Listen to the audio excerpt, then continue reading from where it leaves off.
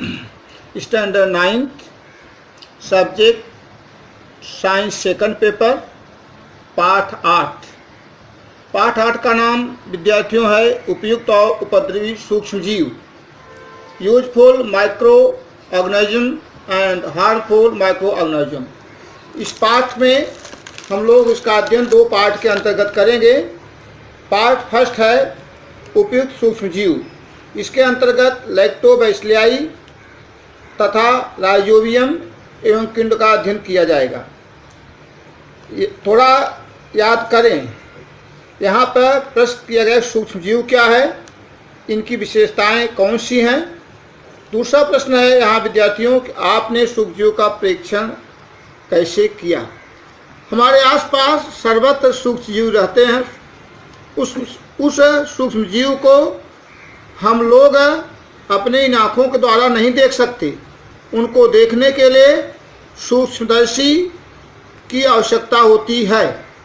यहाँ पर हम लोग उपयुक्त सूक्ष्म जीव यूजफुल माइक्रो ऑर्गेनिज्म के अंतर्गत लैक्टोबैसिलियाई सूक्ष्म जीव का अध्ययन करेंगे। जैसा कि पेज नंबर 88 और फिगर 8.1 में लैक्टोबैसिलियाई के जीवाणु के विषय में बताया गया है। इसमें हम लोग एक आयताकार कांच की स्लाइड लेते हैं, उस स्लाइड पर ताज़ा छाछ की बूंद रखते हैं और उसके ऊपर एक वर्गाकार एक कांच का आवरण रखते हैं और उसे सूक्ष्मदर्शी के अंतर्गत रख कर देखते हैं। हमें फिगर 8.1 के आधार पर उसके सूक्ष्मजीव हलचल करते हुए दिखाई देते हैं। एक नीले रंग की तीली जैसी संरचना होती है। इन जीवाणुओं को हम लैक्टोबैसिलियाई कहते हैं।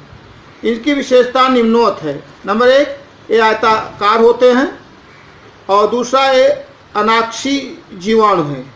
अनाक्षी जीवाणु का अर्थ होता है कि बगैर ऑक्सीजन के भी वे ऊर्जा निर्माण कर सकते हैं। दूसरा यहाँ पर हम लैक्टोबैसिलियाई के अंतर्गत देखेंगे कि बताइए तो दूध से दही कैसे बनता है, इस प्रक्रिया में निश्चित रूप से क्या उपयोग होता है। जैसा कि हम आपको सर्वप्रथम दूध के विषय में संदर्भ जानकारी दे रहा हूँ। दूध का स्वाद विद्यार्थियों मीठा होता है। प्रश्न पूछा जाता है कि दूध का स्वाद मीठा क्यों है। उत्तर है कि दूध में लैक्टोज नामक शर्करा पाई जाती है, जिसके कारण दूध का स्वाद मीठा होता है। अब विद्यार्थियों दूसरा प्रश्न होता है कि दूध से ही दही का निर्माण होता है, लेकिन दही का स्वाद खट्टा क्यों होता है। क्योंकि दूध में जो लैक्टोज शर्करा होती है, लैक्टोबैसिलियाई जीवाणु उस लैक्टोज शर्करा का रूपांतरण लैक्टिक अम्ल में कर देते हैं। लैक्टिक अम्ल के कारण ही दही का स्वाद खट्टा होता है। इसमें बच्चों एक अस्कंदन प्रक्रिया आती है। अस्कंदन में होता है कि इसमें अगर दूध के प्रथिनों को अलग कर देते हैं और इसमें पीएच वैल्यू जो होती है वह 7 से कम होती है। पीएच क्या है, एक पीएच स्केल होती है जो आप पाठ्य पुस्तक में नहीं है, फिर भी आप इसके संदर्भ में जानते रहें। पीएच एक स्केल होती है। उस स्केल में 1 से लेकर के 14 तक खाने होते हैं और इस प्रकार से स्केल रहती है बच्चों। मान लीजिए यहाँ पे एक इस प्रकार की ऐसी स्केल बनी है और इस स्केल में यहाँ से लेकर के 14 खाने हैं। पहला से लेकर 14 खाने हैं और बीच का जो खाना है मध्यस्थ वो 7 है। यहाँ पे 1.1 से लेकर 6.9 तक जो होता है एसिड होता है, अम्ल होता है, और 7वां पॉइंट जो है उदासीन रहता है। और यहाँ पे 7.12 लेकर 13.9 14 तक ये जो है यहाँ पे बेस होता है, क्षारीय होता है। माने पीएच जो वैल्यू होती है इसका 1 to 6.9 के अंतर्गत रहता है। यदि किसी का पीएच 6.9 तक है, 1 to 6 के बीच है, तो उसका स्वाद सदैव खट्टा होगा। यदि उसका वैल्यू 7.1 to 14 के बीच है वह क्षारीय होगा। यदि एग्जैक्ट 7 पॉइंट पर है तो न्यूट्रल होता है अथवा उदासीन होता है। तो 1.1 से लेकर 6.9 तक जो है उसको हम एसिड में रखते हैं और 7.1 to 14 तक लेकर उसको हम बेस के अंतर्गत रखते हैं, क्षारीय, और 7 जो है उदासीन होता, न्यूट्रल होता है। तो यहाँ पर लैक्टिक अम्ल के कारण दही का जो स्वाद खट्टा होता है, इसलिए लैक्टोबैसिलाई जीवाणु से हम दूध से दही का निर्माण करते हैं और इसलिए हमारे लिए लाभदायक होता है। पेज नंबर 88 पर विद्यार्थियों थोड़ा सोचिए, पोषण कटा हुआ है। क्या आप जानते हैं पोषण भी कटा हुआ है? पेज नंबर 89 पे लैक्टोबैसिलाई के जीवाणुओं का उपयोग, एक पोषण कटा है, खोजिए। मैं यहाँ 1 पॉइंट और 2 पॉइंट दिया है, पोषण में नहीं है।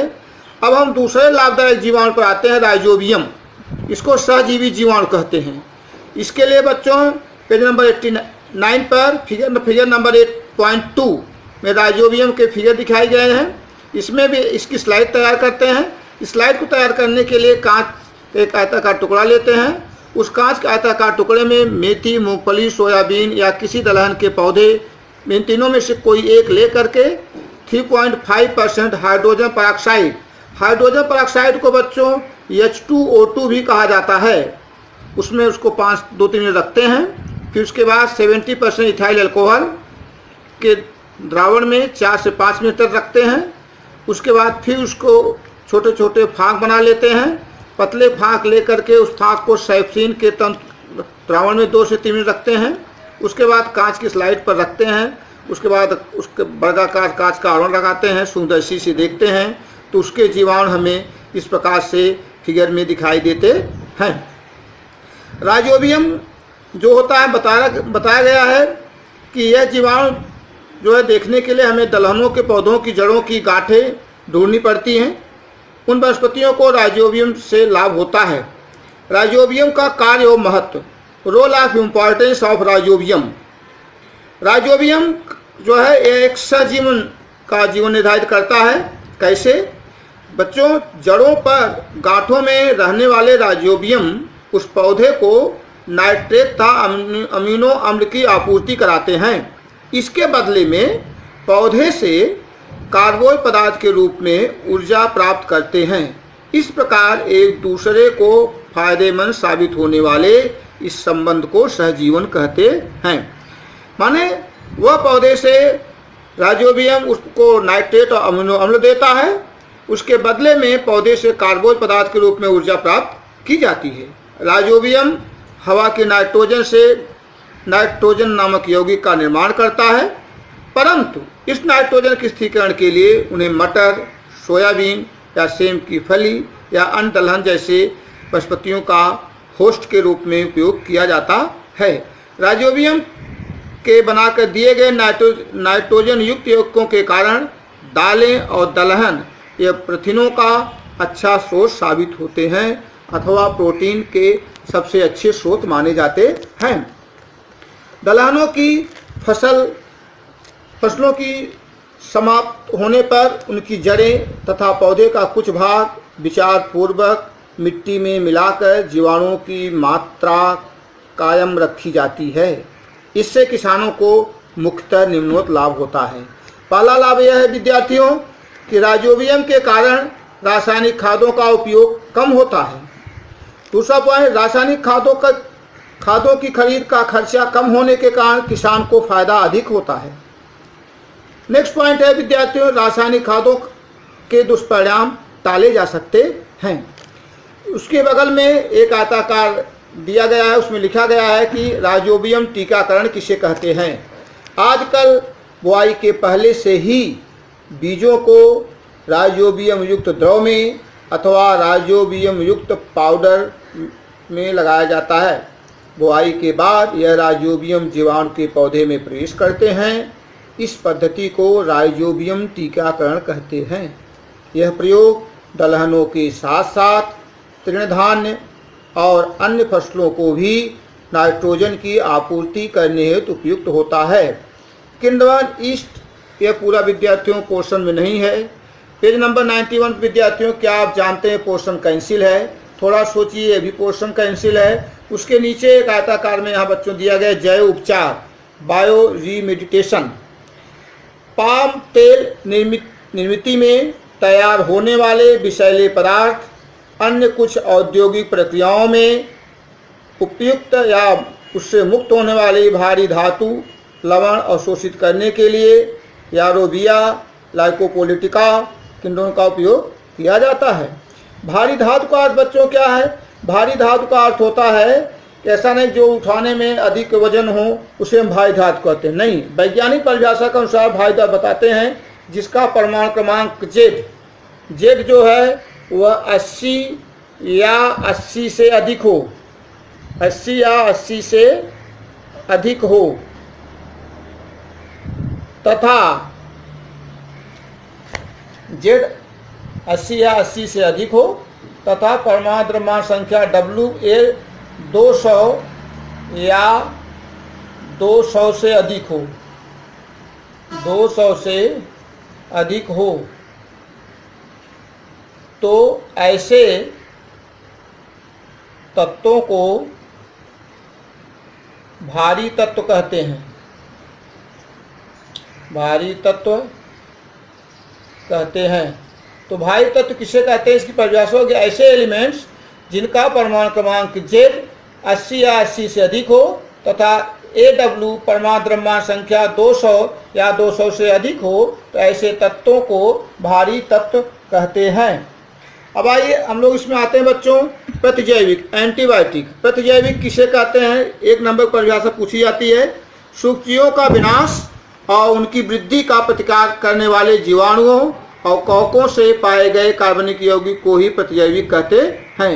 20वीं सदी के प्रतिजैविकों के कारण औषधोपचार में विशेष क्रांति हुई। इसी के कारण ही 6 रोगों का पूर्ण रूप में निर्मूलन हुआ।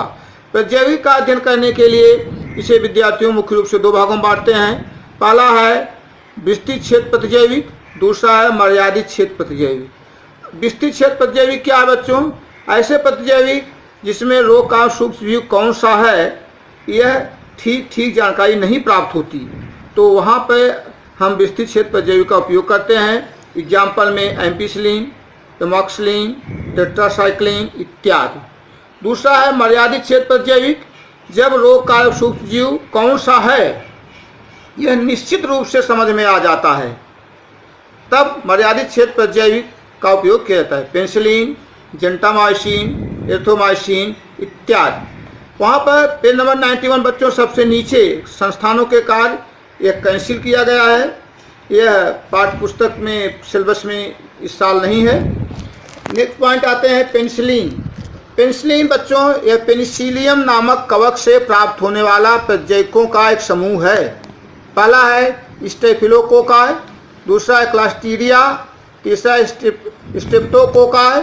प्रजातियों के जीवाणुओं से होने वाले संसर्गों को काबू में लाने के लिए उनका उपयोग करते हैं। मेडिकल साइंस में बच्चों इसका पेनिसिलिन का उपयोग बृहद पैमानों पर किया जाता है, खासतौर से निम्नलिखित शरीर के अंगों के निवारण के रोग से मुक्त के लिए, जैसे कान, नाक, गला, त्वचा में जीवाणु द्वारा होने वाले संसर्ग तथा निमोनिया, स्कारलेट ज्वर पर उपचार करने के लिए पेनिसिलिन युक्त औषधि का उपयोग करते हैं। उसके नीचे विद्यार्थियों सावधान, एक पोर्शन कैंसिल किया गया है। वैज्ञानिकों का परिचय पोर्शन कैंसिल है, जो सुनो सो अद्भुत ये भी पोर्शन कैंसिल है। तो इस पाठ में हम लोग लाभदायक जीवाणु का अध्ययन किए, पार्ट फर्स्ट का। शेष जो है हम लोग अगले सेकंड पार्ट में अध्ययन करेंगे। हम लोग जो है इसमें बच्चों कुछ होमवर्क दिया जा रहा है, उसको आप ध्यान से देख लेंगे, नोट कर लेंगे। प्रश्न यहाँ पर दिए गए हैं।